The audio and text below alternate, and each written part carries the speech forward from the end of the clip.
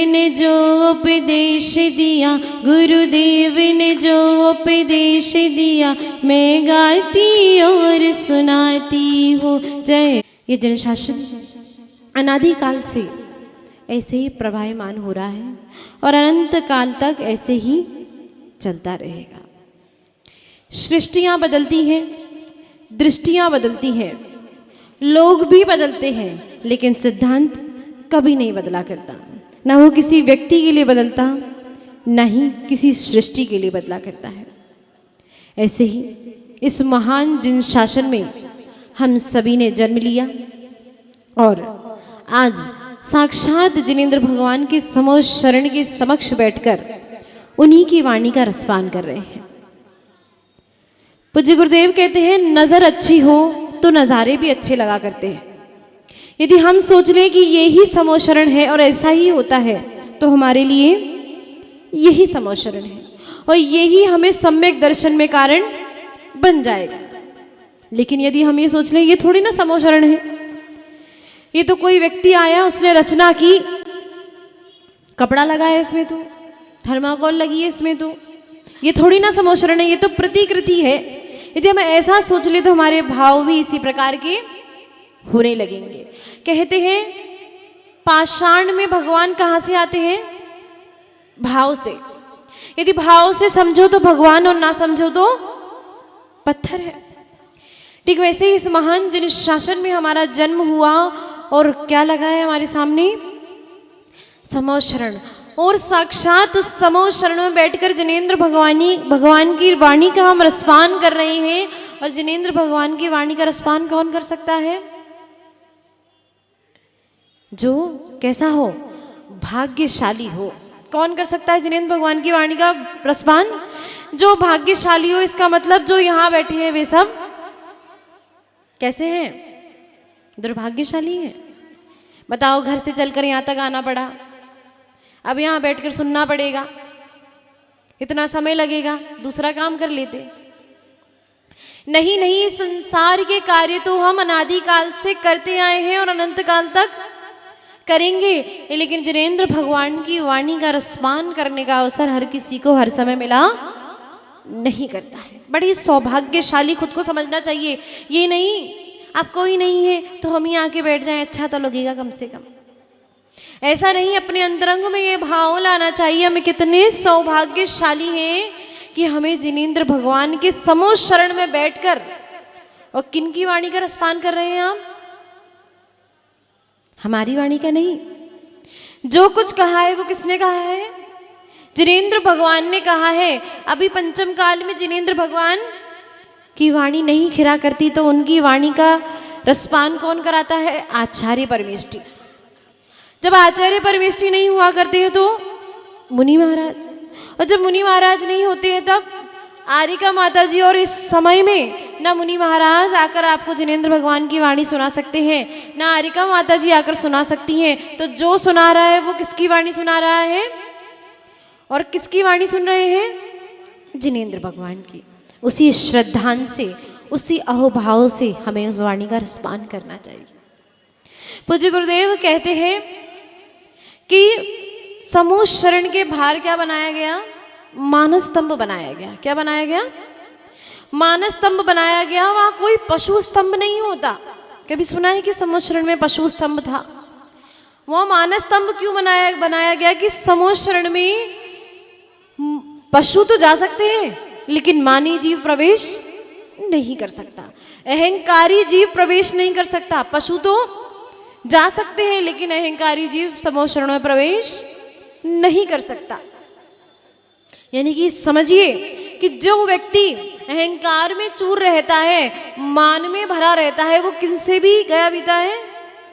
पशुओं से भी नीची क्वालिटी का है। क्योंकि समोच्च शरण में पशु तो जा सकते हैं लेकिन मानव व्यक्ति नहीं जा सकते। जब गौतम स्वामी अपने शिष्यों के साथ, 500 शिष्यों के साथ भगवान महावीर के समोच्च शरण में पहुंचे तो सबसे पहले क्या मिला?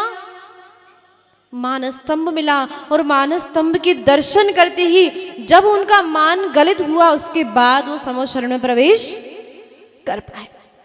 समूह शरण में कौन नहीं जा सकता? मानी जीव नहीं जा सकता, अहंकारी जीव नहीं जा सकता।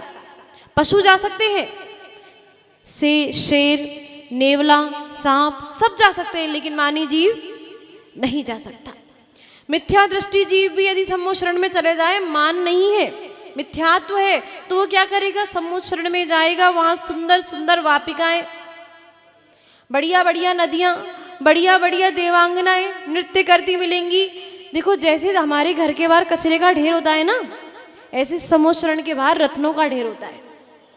तो वो जाएगा, उन्हीं सब में लगा रहेगा, वो सब देखते देखते और वहां से आने का टाइम हो जाएगा। वो जिनेंद्र भगवान के सम्मोह शरण में पहुंचकर भी जिनेंद्र भगवान के दर्शन, ऐसे बहुत लोग होंगे जो यहाँ आते होंगे, डेली मंदिर आते होंगे, लेकिन विधान में बैठते नहीं होंगे, 10 मिनट भी बैठकर सुनते नहीं होंगे। वे कौन है? ये आ तो गए लेकिन आ नहीं पाए। कहते हैं ना, भगवान ने भेजा तो भेजा, पर भेजे में भेजा नहीं भेजा। ठीक वैसे ही ये आ तो गए लेकिन आ नहीं पाए, ये उस महत्वता को समझ नहीं पाए कि जिनेंद्र भगवान का ये सम्मोह शरण पूज्य गुरुदेव की वाणी कितने समय के लिए मिली है? बहुत अल्प समय के लिए मिली है। बाकी सारे सांसारिक कार्य तो निरंतर चलते ही रहेंगे। पर कुछ लोगों को ठंड लग रही होगी, कुछ को बाहर जाना होगा, अन्य अन्य सांसारिक कार्यों में हम इतने व्यस्त हो जाते हैं कि हम समय पर समय की कीमत नहीं करते। फिर क्या होता है? फिर समय भी हमारी कीमत नहीं करता। यदि आप समय पर समय की कीमत नहीं करेंगे तो समय भी आपकी कीमत नहीं करेगा। ये तो वही वाली बात हुई कि व्यक्ति एक गांव में, एक नगर में एक इत्र बेचने वाला आया, इत्र बेचने वाला आया, उसने तरह तरह के इत्र निकाले और इत्र दिखाए। सबने देखे, सबने इत्र देखे, बड़े किसी को कुछ पसंद आया उसने लिया, तो उसको नहीं पसंद आया उसने नहीं लिया। इत्र वाले ने पुनः अपना सामान बांधा और वो आगे बढ़ गया। जब इत्र वाला आगे बढ़ गया तब क्या हुआ? इत्र वाला चला गया, आगे बढ़ गया, अपना सामान ले गया। जिनने इत्र खरीदे वे अपने इत्र ले लेके अपने घर में चले गए। इत्र वाला चला गया लेकिन इत्र की महक वहां रह गई। इत्र चले गए, इत्र बेचने वाला चला गया, लेकिन इत्रों की महक वहां रह गई। ठीक वैसे ही ये सम्मोह शरण भी कुछ दिन बाद यहाँ से विघटन हो जाएगा और चला जाएगा। पूज्य गुरुदेव भी कुछ दिन बाद यहाँ से विहार कर जाएंगे, चले जाएंगे, लेकिन जिन लोगों ने बैठकर उनकी वाणी का रसपान किया होगा, उनके जीवन में एक नया अध्याय प्रारंभ हो जाएगा, उनके जीवन में एक नया संस्कार आ जाएगा। हमें तुरंत दिखाई नहीं देता। अच्छा ये बताओ, जब बीज बोते हो तो तुरंत पौधा निकलता है क्या? कितना समय लगता है? जैसा बीज उतना समय। ठीक हो वैसे ही जिन्हें हमें लगता है कि क्या होता है मंदिर जाने से? कुछ नहीं होता। मंदिर जाते हैं, आ जाते हैं, क्या होता है भगवान के दर्शन करने से? कुछ नहीं होता। आप जब पढ़ते होंगे तो 8th 9th क्लास में एक प्रैक्टिकल कराया जाता है, फिजिक्स में एक प्रैक्टिकल कराया जाता है। उसमें क्या कराया जाता है? आल पिन को चुंबक से बार बार टच कराया जाता है, और तब तक टच कराया जाता है जब तक उन आल पिन में चुंबकत्व शक्ति उत्पन्न ना हो जाए। बार बार टच कराया जाता है, बार बार टच कराया जाता है। और उस दिन, जिस दिन ये प्रैक्टिकल होता है, उस दिन पूरे स्कूल के टाइम में यही प्रैक्टिकल हो पाता है कि बार बार टच कराया जाता है जब तक उन आल पिनों में चुंबकत्व शक्ति पैदा ना हो जाए। उस चुंबक से टच होते होते उन आल पिनों में आखिरकार चुंबकत्व शक्ति पैदा हो जाती है। ठीक वैसे ही जब हम रोज जिनेंद्र भगवान के दर्शन करने आते हैं, बार बार जिनेंद्र भगवान के दर्शन करने आते हैं और ये भावना भाती है कि हे भगवान, एक दिन हम भी आपके जैसे, तो वो दिन भी दूर नहीं होगा जिस दिन हम भी भगवान जैसे बन जाएंगे। लेकिन जब वो बच्चा प्रैक्टिकल के लिए बार बार आलपिन और चुंबक को मिलाता है, तब वो क्या सोचता है? जल्दी से जल्दी इन आलपिन में चुंबकत्व शक्ति पैदा हो और मेरा प्रैक्टिकल पूरा हो जाए। तो आपको भी ऐसा सोचना है कि हे भगवान, कब वो दिन आएगा जब हम कैसे बनेंगे? आपकी जैसे बन जाएंगे। हम भगवान के मंदिर में आके क्या मांगते हैं, हे भगवान मेरी बेटी की शादी हो जाए, इसके अच्छे नंबर आ जाए, ऐसा हो जाए वैसा हो जाए, ऐसी संसार की छोटी मोटी चीज़ें मांगते रहते हैं। जबकि हमें भगवान से क्या मांगना चाहिए, मांगो तो अनंत ज्ञान मांगो। पेपर में फर्स्ट आना तो बहुत छोटी बात है, मांगो तो अनंत ज्ञान मांगो, उसके आगे ये छोटे मोटे पेपर पास करना बहुत छोटी बात है। मांगना ही है सुख तो अनंत सुख मांगो, मांगना ही है सुख तो कैसा मांगो, अनंत सुख मांगो। हे भगवान जैसा सुख आपको प्राप्त है वैसा ही सुख मुझे प्राप्त हो। जिनेंद्र भगवान के समो शरण में रत्नों के, हीरों के, मोतियों के तो ढेर कैसे लगे होते हैं, जैसे हमारे घर के आगे कचरे का ढेर होता है। और आप भगवान से क्या मांगते हो, छोटे मोटे, छोटा मोटा धन मकान। जिनेंद्र भगवान का समोशरण कैसा होता है, स्फटिक मणि की जो दीवारें हुआ करती हैं, रत्नों की दीवारें हुआ करती हैं, ऐसा भगवान का समोशरण होता है। और जिस कमल पर भगवान बैठते हैं वो कैसा होता है, रत्न जड़ित स्वर्ण का कमल होता है। लेकिन देखिए भगवान की निष्प्रहता, वो उससे भी 4 अंगुल ऊपर विराजमान होते हैं।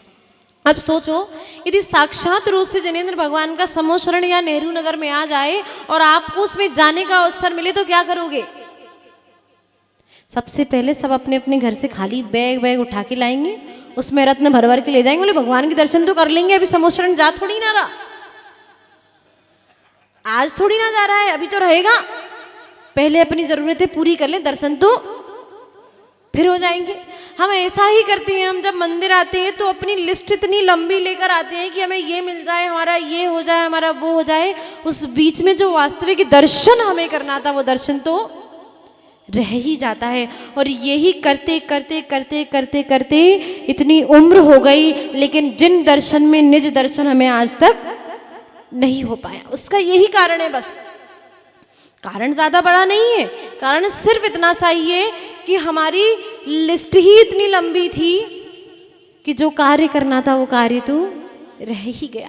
समो शरण में आके सबसे पहला मुख्य कार्य क्या था, साक्षात जिनेंद्र भगवान मिलते, उनका दर्शन करने की जगह क्या किया, वो रत्न और यही भरने में लगे रहे। सुंदर सुंदर अप्सराएं मिल गई, उनके संग नृत्य गान करने लगे, सुंदर सुंदर वापिकाएं, तालाब, कमल, फूल मिले, इनको ही देखने में लगे रहे।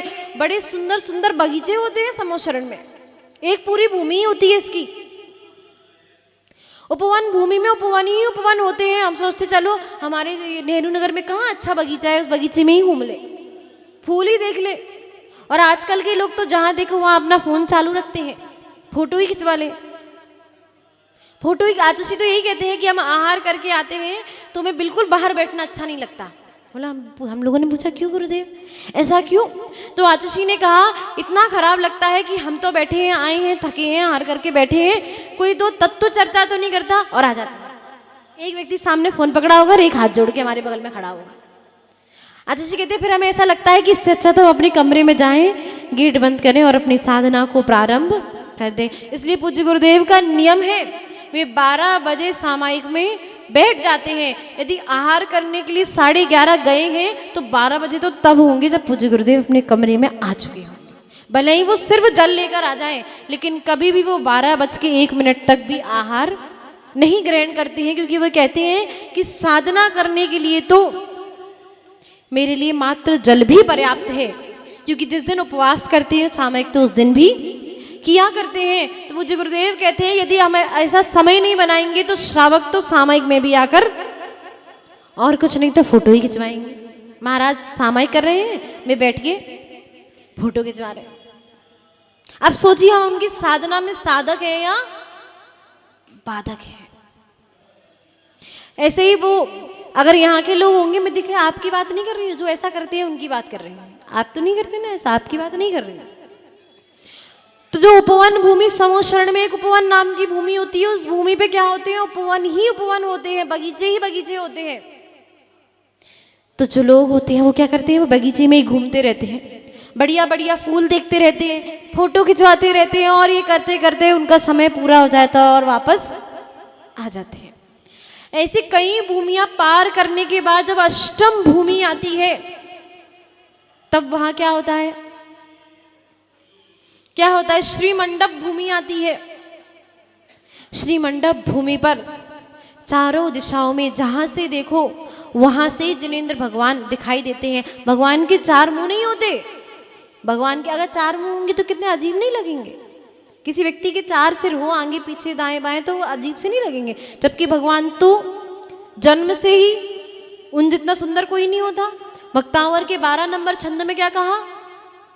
थे यहाँ परमाणु अच्छे भूमि पर जितने, आप उनसे रच गए वो थे यहाँ उतने।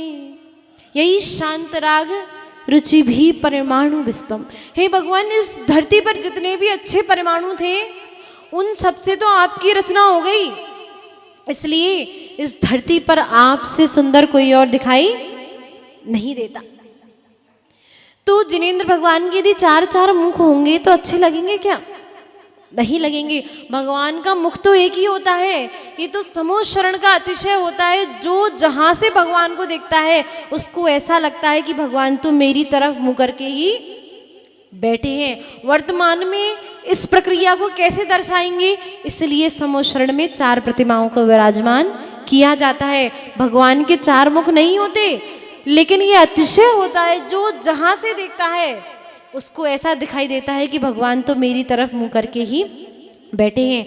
आपको यहाँ समूह शरण मिला, पूज्य गुरुदेव का सानिध्य मिला, भगवान की वाणी का रसपान करने का अवसर मिला, तो अवसर को चूकना नहीं चाहिए। जो अवसर को चूक जाते हैं अवसर भी उन्हें दोबारा नहीं आते। इसलिए समय पे समय से समय की कीमत कर लीजिए, क्योंकि समय दोबारा लौट के आता नहीं है।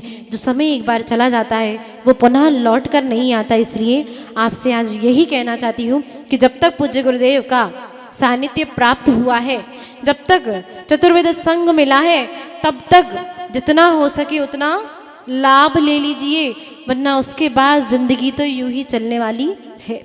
किसी का कुछ भी नहीं पता। पूज्य गुरुदेव रोज सुनाते हैं, आपको क्या सुनाते हैं? जीवन है पानी की बूंद कब मिट जाए रे। कुछ नहीं पता, ये आज है और कल, ये जीवन आज है और कल का कुछ नहीं पता। फिर भी हम रोज कल का स्वप्न सजाते हैं और सोचते हैं आज महाराज जी के दर्शन करने नहीं जा पाए, कोई बात नहीं है, कल चले जाएंगे। जबकि कल का किसी को भरोसा नहीं है और कल किसी ने भी देखा नहीं है। फिर भी हम कल की रूपरेखा तैयार करते हैं और आज को व्यर्थ गवा देते हैं। तो आपसे यही कहना है, जब तक ये सानिध्य मिला है, इस समूह शरण को साक्षात समूह शरण समझकर, पूज्य गुरुदेव को जिनेंद्र भगवान के साक्षात गणधर समझकर यदि उनकी वाणी का रसपान करेंगे तो निश्चित ही सम्यक दर्शन को प्राप्त कर लेंगे। और जो सम्यक दृष्टि होता है उसके कितने भाव रह जाते हैं? उसके भाव उंगलियों पर गिनने मात्र रह जाया करते हैं। इसलिए जीवन में कुछ प्राप्त हो या ना हो, सम्यक दर्शन अवश्य प्राप्त कर लेना चाहिए। इन्हीं पुनीत भावनाओं के साथ कि आपके जीवन में ये समूह शरण विधान एक नई रोशनी लेकर आए और आपका जीवन उससे ज्योतिर्मान हो। इन्हीं पुनीत भावनाओं के साथ जो बोलिए परम पूज्य आचार्य गुरुदेव श्री 108 विनम्र सागर जी महामुनि राज जी की जिनवाणी स्तुति।